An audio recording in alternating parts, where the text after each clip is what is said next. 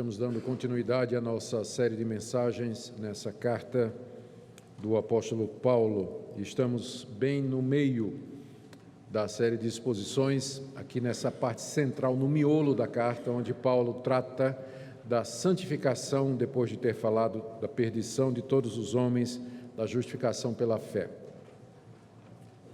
Romanos capítulo 7, de 1 a 6. Porventura ignorais, irmãos, pois fala aos que conhecem a lei, que a lei tem domínio sobre o homem toda a sua vida. Ora, a mulher casada está ligada pela lei ao marido, enquanto ele vive. Mas se o mesmo morrer, desobrigada ficará da lei conjugal. De sorte que será considerada adúltera, se, vivendo ainda o marido, unir-se com outro homem. Porém, se morrer o marido, estará livre da lei e não será adúltera se contrair novas núpcias. Assim, meus irmãos, também vós morrestes relativamente à lei por meio do corpo de Cristo, para pertencerdes a outro, a saber, aquele que ressuscitou dentre os mortos, a fim de que frutifiquemos para Deus. Porque quando vivíamos segundo a carne, as paixões pecaminosas postas em realce pela lei operavam em nossos membros, a fim de frutificarem para a morte. Agora, porém, libertados da lei, estamos mortos para aquilo a que estávamos sujeitos, de modo que servimos em novidade de espírito e não na caducidade da letra. Oremos, irmãos. Pai querido, nós te damos graças pelo privilégio de te cultuar. Te damos graças porque podemos ouvir os teus louvores, podemos entoar os teus louvores, ouvir a tua palavra, dirigir-te orações, e agora também ouvir a exposição e explicação da Tua revelação escrita. Nós pedimos que o Senhor nos atenda, que o Senhor nos escute o pedido de iluminação para a compreensão daquilo que o Senhor pretendeu fosse o sentido dessa passagem e sua aplicação para os nossos corações. Oramos também pelo nosso país, nesse momento de crise, ó Deus, que o Senhor tenha misericórdia dos nossos governantes. Oramos pelo teu povo nessa grande nação, teu povo sofrido, oprimido, passando por dificuldades. Oramos pelos doentes da nossa igreja, os aflitos e necessitados. Queremos lembrar da irmã Elineusa, da igreja de Porongatu, que o Senhor esteja com ela no momento de enfermidade que ela atravessa também. E pedimos, Pai, que em tudo tu queiras nos guardar e livrar do mal. Assiste-nos agora pelo Teu Espírito Santo na compreensão da Tua palavra, em nome de Jesus. Amém. Muito bem, meus irmãos. Nós terminamos o capítulo 6 de Romanos, e lá nós vimos como o apóstolo Paulo explica, expõe de que maneira Deus nos livra do domínio do pecado e nos faz seus servos para que nós possamos servi-lo aqui nesse mundo. E durante a exposição dessa questão, e na verdade desde o começo da carta, Paulo havia feito várias referências à lei de Deus.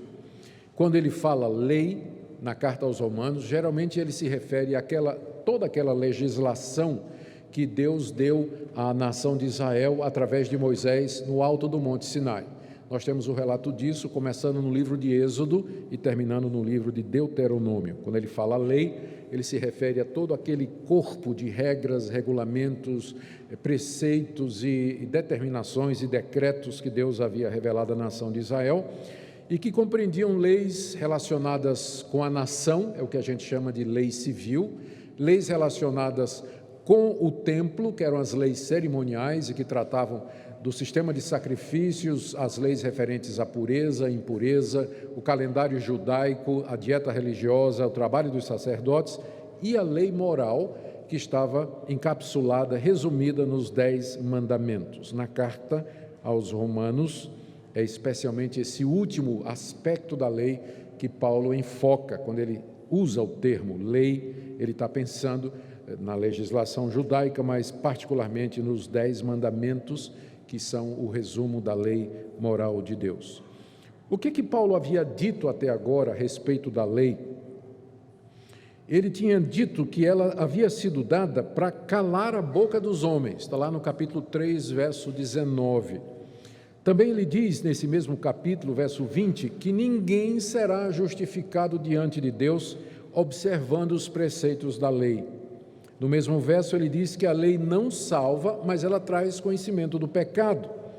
No verso 28 do capítulo 3, ele diz que a justificação do pecador diante de Deus, consequentemente a sua salvação, é feita pela fé em Cristo Jesus, sem a observância dos preceitos da lei.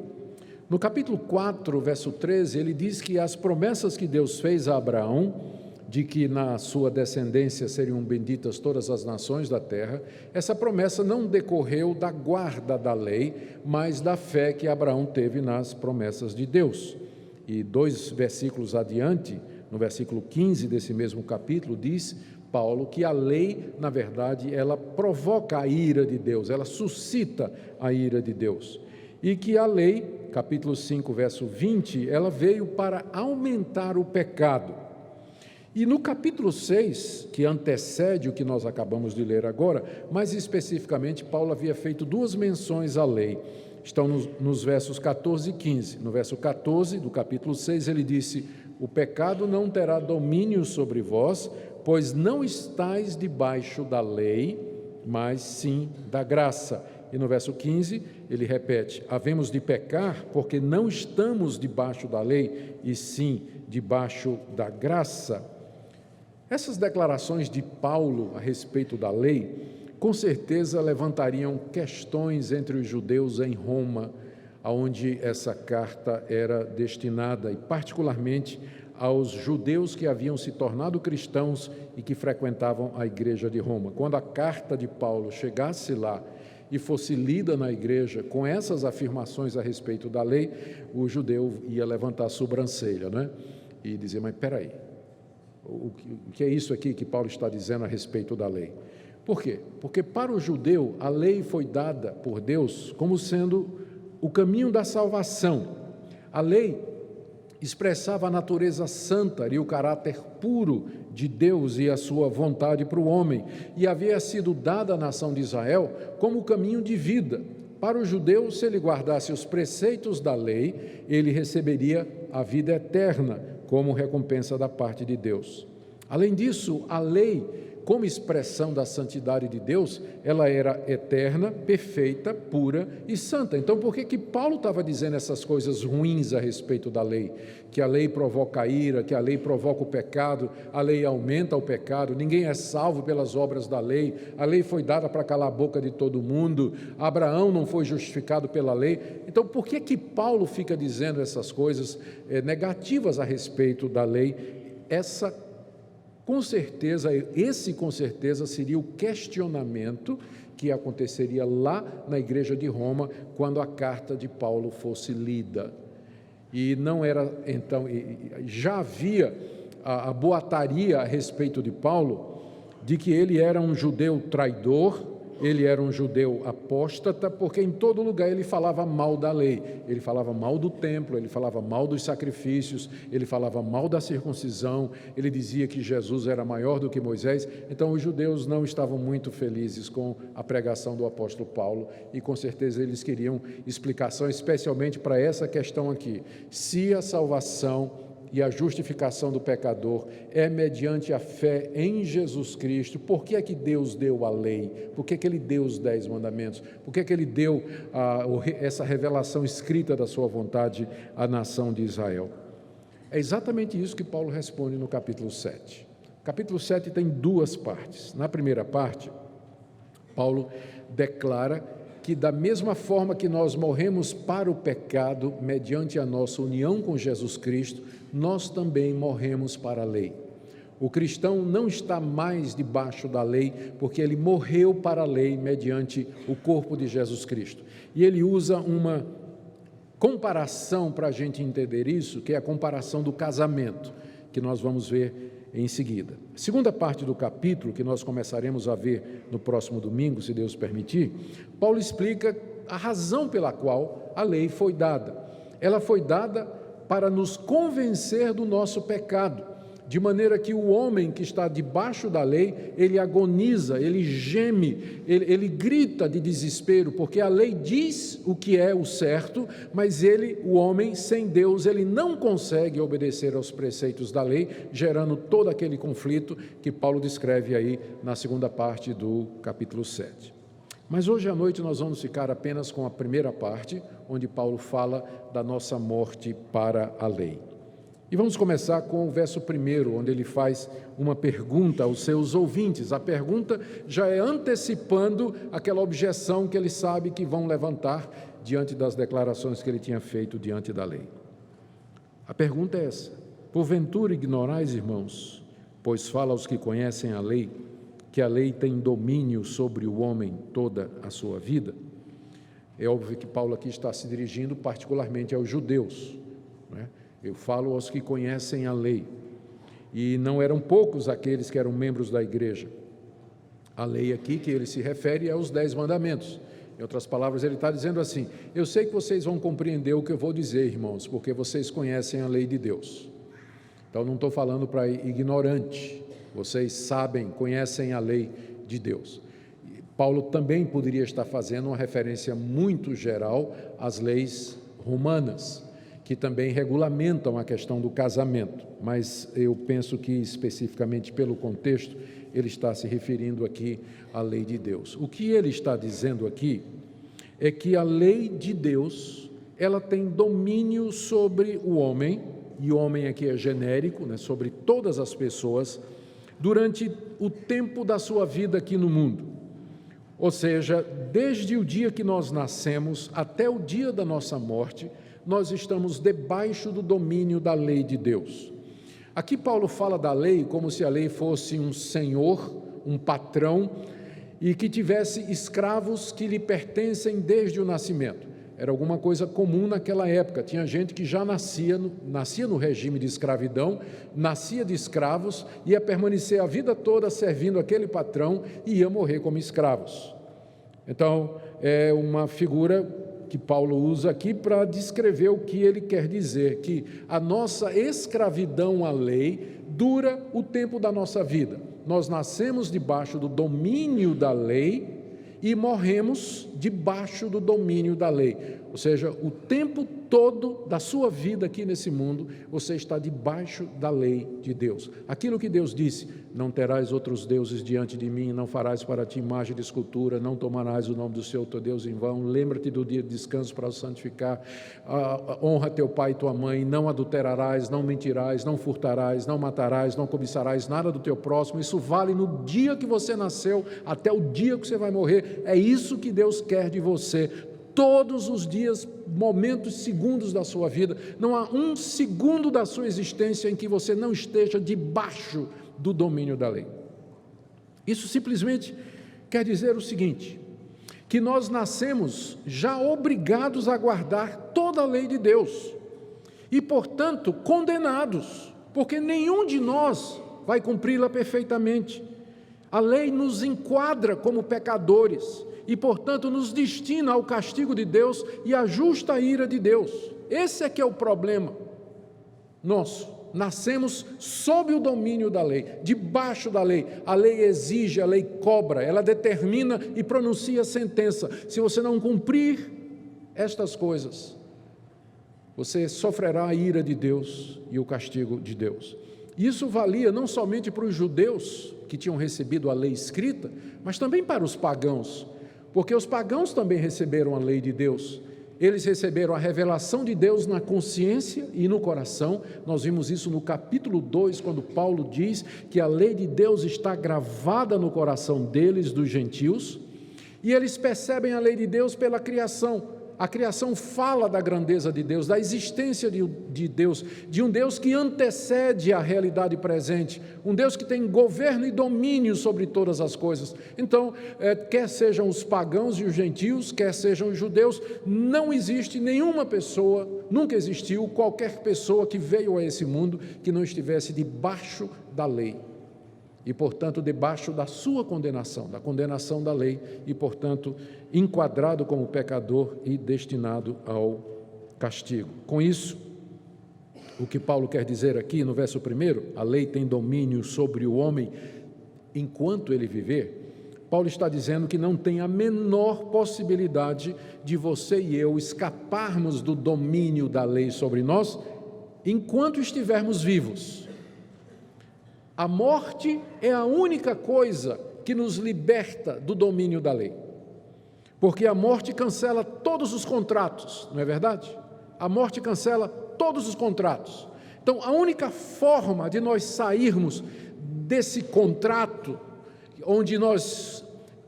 pelo qual nós somos condenados, enquadrados e justamente colocados debaixo da ira de Deus, é pela morte. E é esse exatamente o ponto que Paulo vai ilustrar aqui com uma analogia do verso 2 até o verso 3, ele falando a respeito do casamento.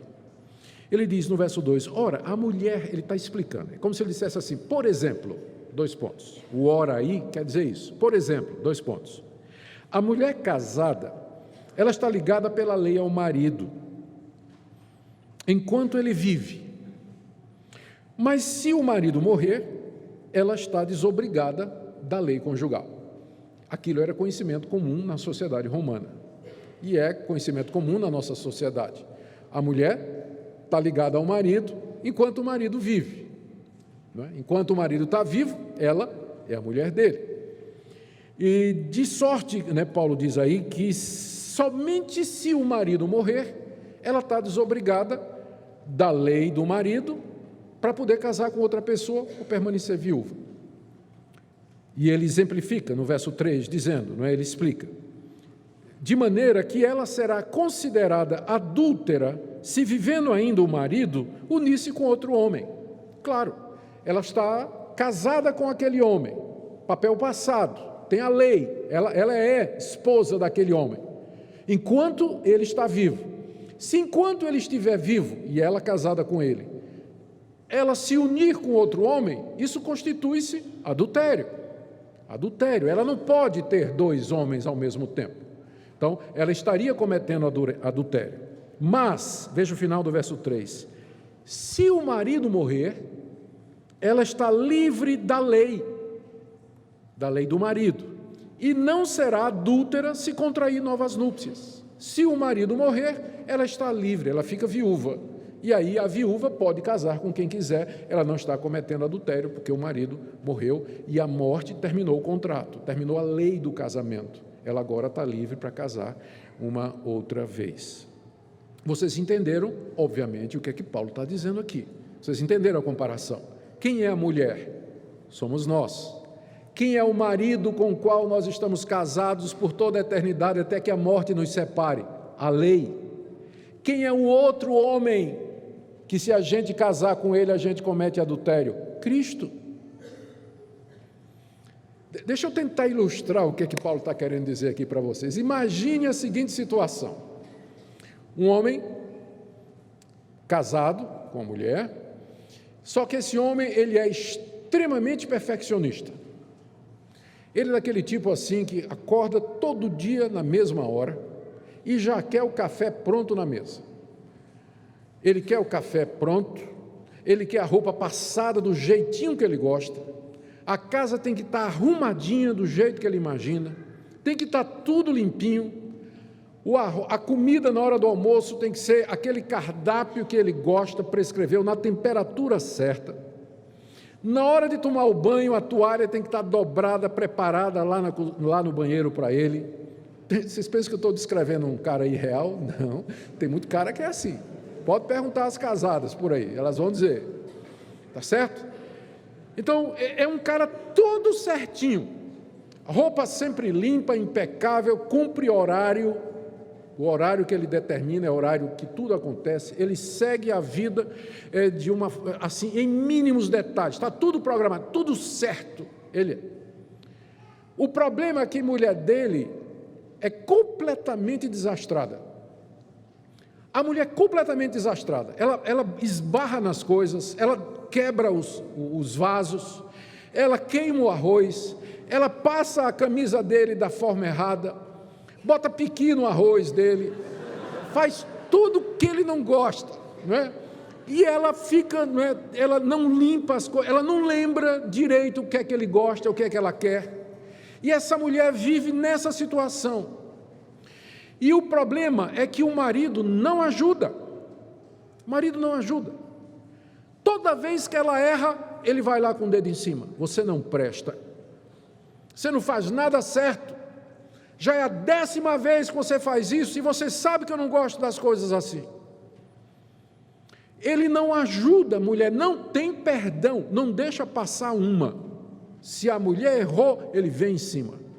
E ele vem com crítica, ele vem com condenação, ele vem humilhando, não fornece qualquer apoio para a mulher, não tem misericórdia e não tem compaixão. Gente, eu não estou descrevendo o casamento de ninguém aqui, tá? É hipotético.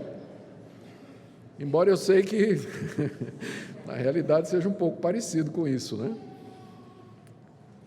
Aí o que é que acontece? Num casamento desse, a mulher fica, ela não consegue, ela está sufocada, ela não faz nada, ela não acerta nada, ela se sente absolutamente rejeitada por tudo que ela faz, e aí ela começa a pensar em outro homem. Ela começa a pensar em outro homem. Esse outro homem é tão exigente quanto o marido dela, ou mais. Só que esse outro homem é terno, é compassivo, é misericordioso, é perdoador, ajuda, encoraja, mas ela não pode pertencer a esse outro homem, porque ela está presa pela lei do marido enquanto o marido viver. Isso parece enredo da novela da Globo, não é verdade?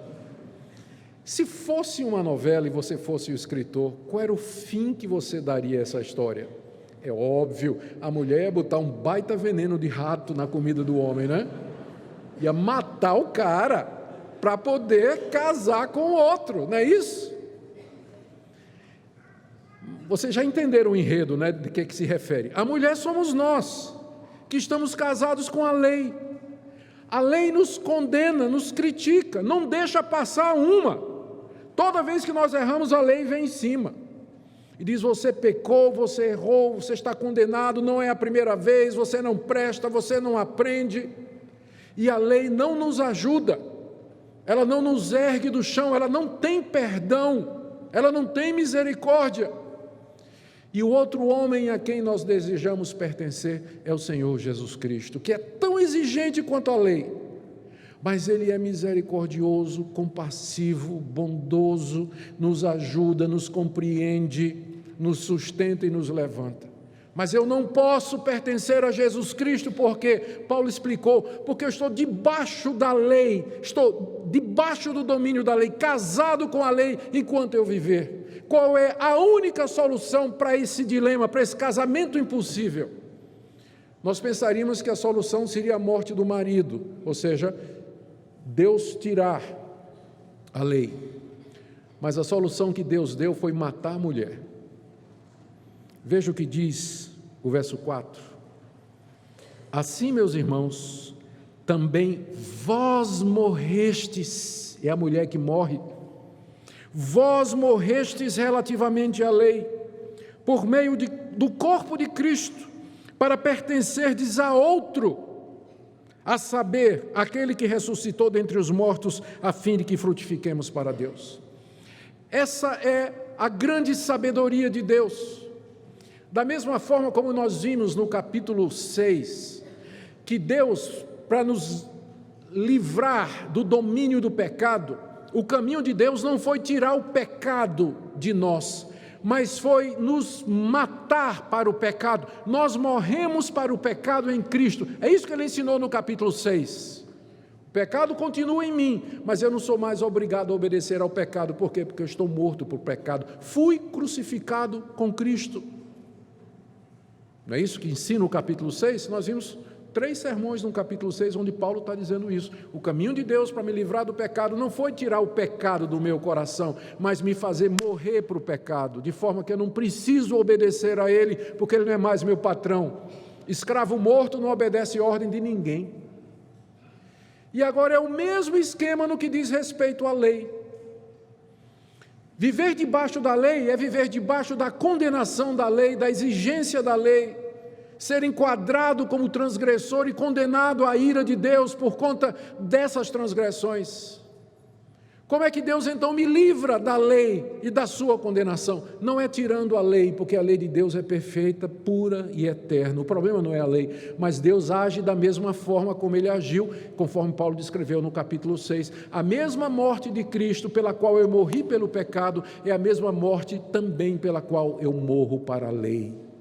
E aqui nós avançamos um pouco mais o nosso conhecimento sobre santificação, porque até aqui nós tínhamos visto que na cruz do Calvário, nós somos unidos a Cristo na sua morte para nos livrarmos do domínio do pecado. Agora Paulo vai um pouco mais adiante e diz, ser livre do pecado não é suficiente, nós precisamos também ser livres da lei, porque a força do pecado é a lei, porque onde não tem lei também não tem pecado.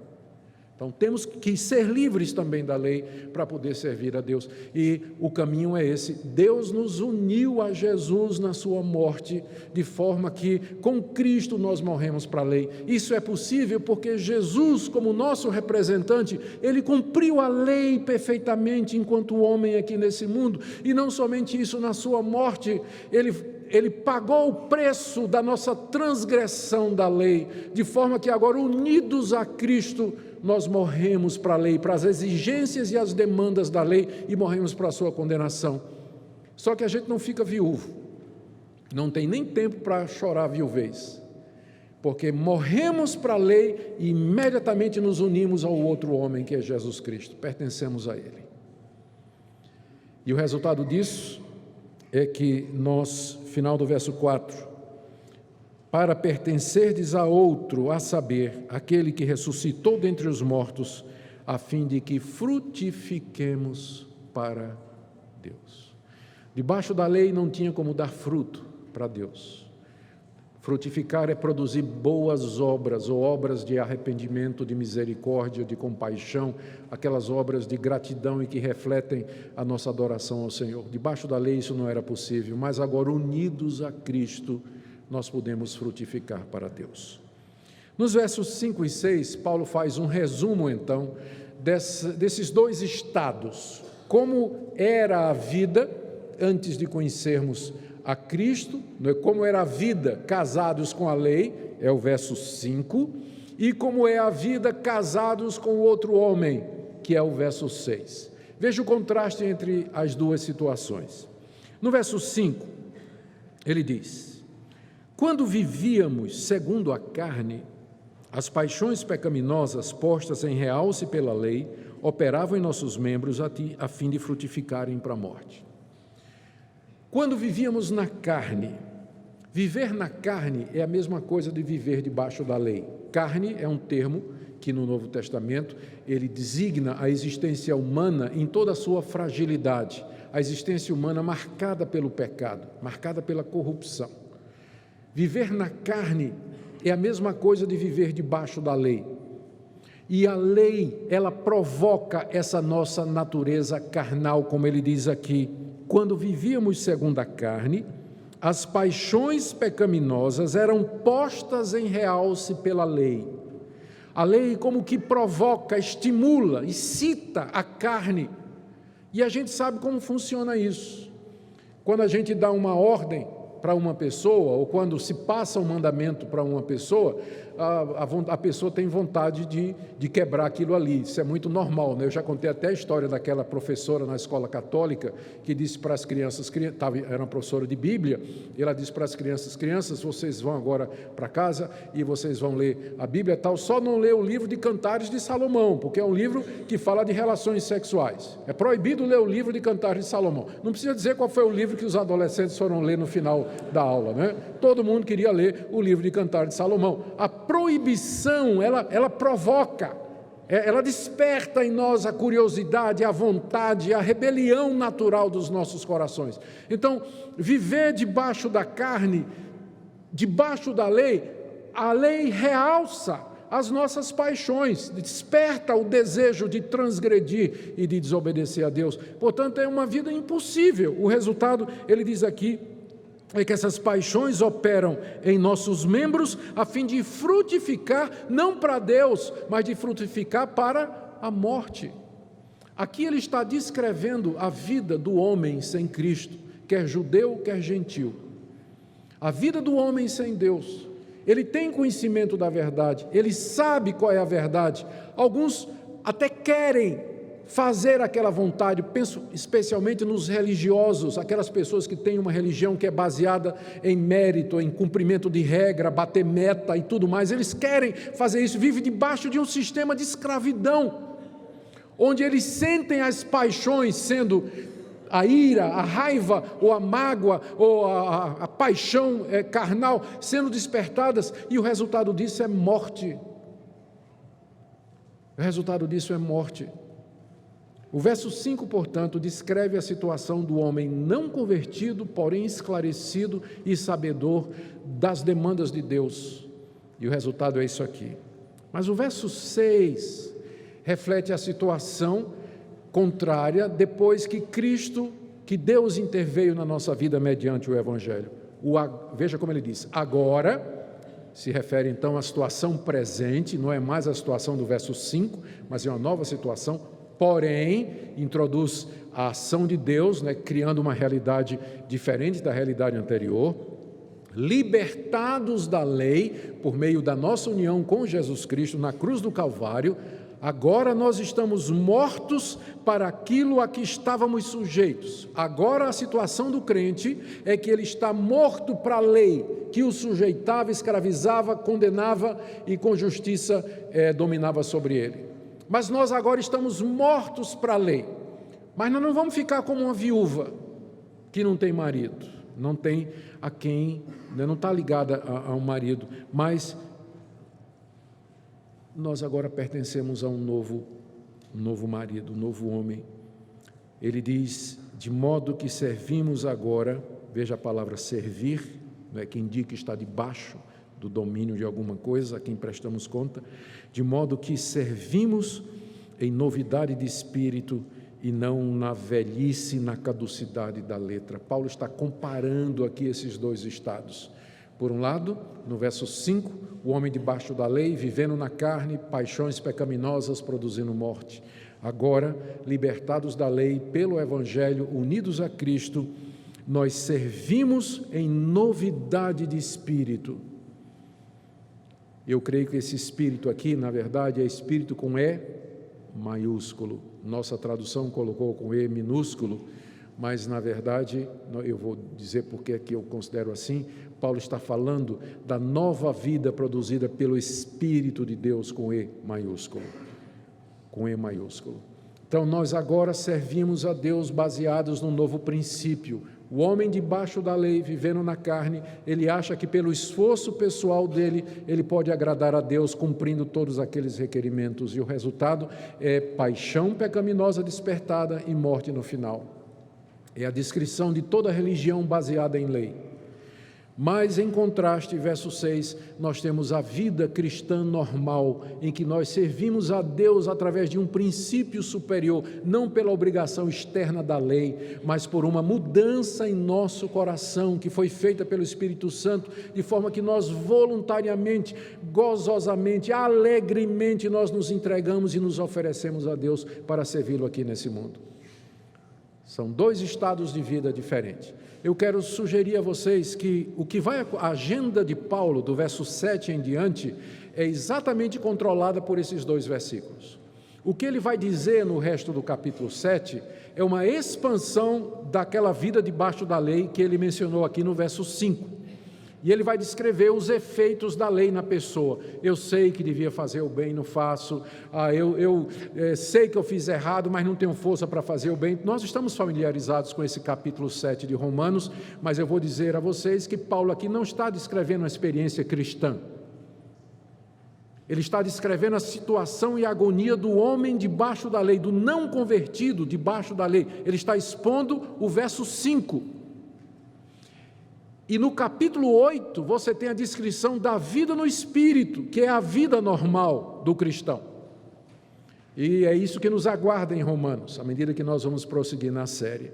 Mas eu queria, hoje à noite, ficar aqui apenas e trazer algumas aplicações para nós daquilo que nós acabamos de ouvir. A primeira delas é que você e eu, Nós nascemos debaixo da lei, do domínio da lei e, portanto, como parte dessa humanidade condenada por conta dos seus pecados diante de Deus. Essa é a sua situação diante de Deus. Você vive debaixo da lei, está obrigado a guardar a lei, você vive no poder da carne, você não consegue obedecer a Deus, você não consegue cumprir os requerimentos da lei. Eu estou pensando aqui nos 10 mandamentos, você se torna escravo de suas paixões e no fim você sai enquadrado como transgressor, culpado, condenado e perdido.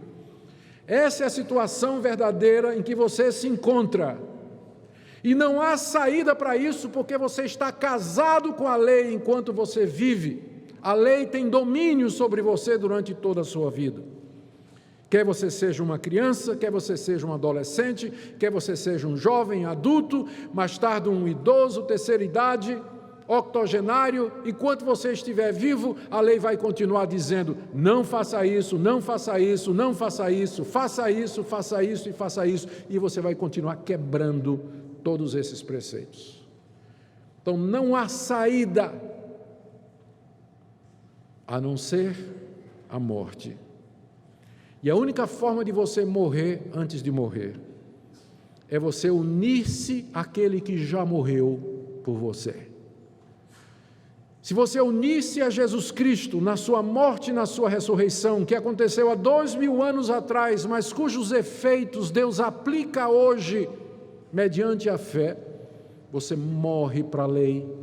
E uma vez que você morreu para a lei, você não é mais condenado, seus pecados são perdoados, sua dívida é quitada, você é justificado, a lei não tem mais poder de condenar você. E agora você vai servir a Deus unido a Jesus Cristo, de onde você vai tirar força para oferecer-se a Ele, para agradá-lo, para fazer a vontade dEle. É outra vida que Paulo chama de novidade de vida e não é mais a caducidade e a velhice da letra. O único caminho para você é esse.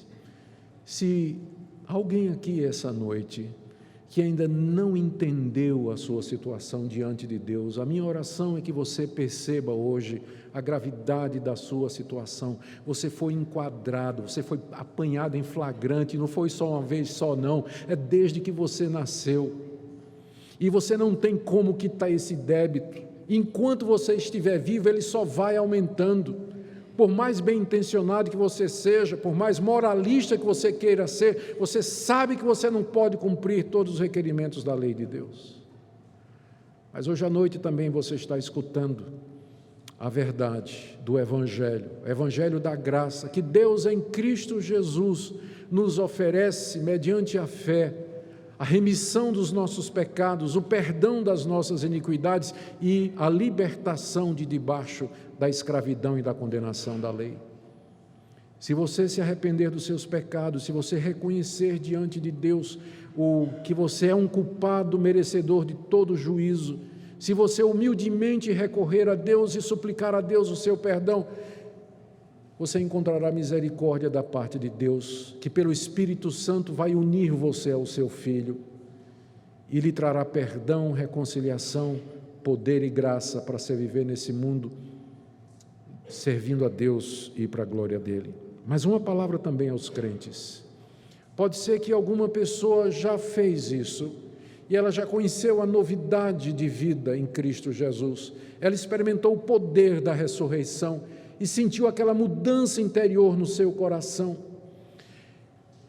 E às vezes pode acontecer que, sem a gente querer, de maneira sutil, a gente volta outra vez a pensar que o caminho para servir a Deus é debaixo da lei.